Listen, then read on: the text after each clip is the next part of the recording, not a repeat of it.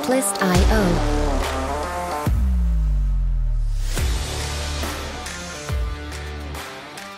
Ще ви представим тест на добавката Bardal BDC, подобрител за дизелово гориво, който тест завършихме днес с нашите партньори от Bardal България.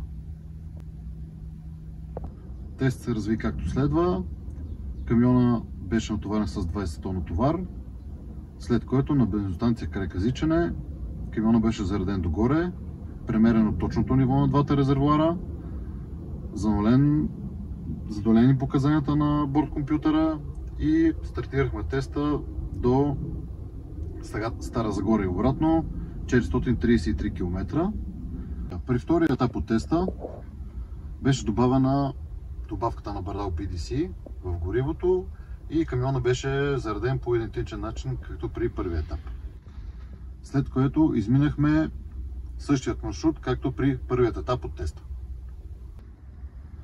При първия етап от теста беше отчетен разход на гориво от 25,3 литра на 100 км с средна скорост от 78 км в час.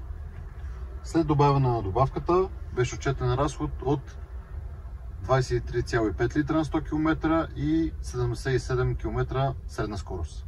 При второто шофиране с добавката на Bardal отчетохме понижение на разхода с 1,8 литра, което е един много добър резултат за краткия период и километри на дадения тест. Какви са моите лични впечатления от теста и съответно от добавката на Bardal? При първото по-сериозно изкачване в посока Вакарел, камиона свали 2 предавки до 10-та предавка. При втория тест на същото място камиона свали само една предавка до 11-та предавка, което за мен автоматично означава, че камиона има повече мощност.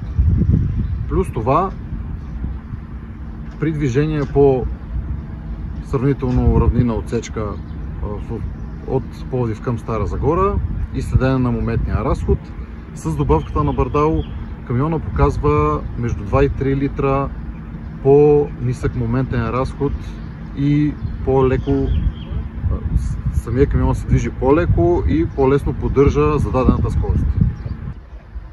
Като цяло камиона се усеща по-динамичен и самата отзивчивост на педала на газта е по-добра след добавяне на добавката в горивото.